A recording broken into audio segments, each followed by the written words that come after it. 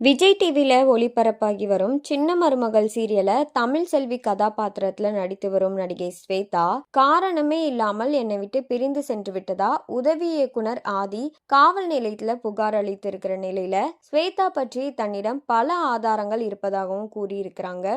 ஸ்வேதாவுடைய கணவரான ஆதி அளித்திருக்கும் பேட்டியில நானும் ஸ்வேதாவும் நீண்ட நாட்களாக காதலித்து வந்தோம். எங்கள் காதலை ஸ்வேதாவின் பெற்றோர் ஏற்றுக்கொள்ளாததுனால வீட்டை விட்டு வெளியேறி திருமணம் செஞ்சோம். என் மீது ஒரு வழக்கு இருக்கிறது. அது பற்றி ஸ்வேதாவிற்கு நல்லாவே தெரியும். அதை காரணம் காட்டி தான் ஸ்வேதாவுடைய பெற்றோர் என்ன நிராகரிச்சாங்க. ஸ்வேதா என்ன விரும்பியதுனால தான் திருமணம் செய்து கொண்டோம். எங்களுடைய திருமணம் ஒரு சிலருக்கு மட்டும்தான் தெரியாது. பொது இடத்துல இருவரும் வரமாட்டோம். அதற்கு காரணம் என்னால் அவளுக்கு நடிப்பு ரீதியா எந்த பிரச்சனையுமே வந்துவிடக்கூடாது அப்படின்றதுனால நான் விலகியே இருந்தேன். பெங்களூர்ல இருந்து சென்னைக்கு அழைத்து வந்ததே நான் தான். இந்த கதையில நடித்தால் நன்றா இருக்கும்னு நான் அவருக்கு சொன்னேன். ஆனா திடீரென ஸ்வேதா அம்மா வீட்டுக்கே போயிட்டாங்க. என்னுடைய அழைப்புகளையும் எடுக்கல.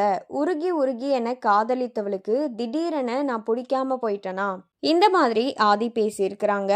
இந்த பேட்டி வெளியானதை அடுத்து ஸ்வேதா இன்ஸ்டாகிராம்ல வீடியோ ஒன்றை வெளியிட்டிருந்தாங்க. இதுல ஒருவர் பொய்யான கதையை உருவாக்கி நாங்கள் காதலித்து திருமணம் செய்து கொண்டதா கூறி வராங்க. துரதிர்ஷ்டவசமா நான் அவரை அந்த நேரத்துல ஆழமா நம்பினேன். ஸ்வேதா என யாருன்னே தெரியலன்னு சொன்னாங்க.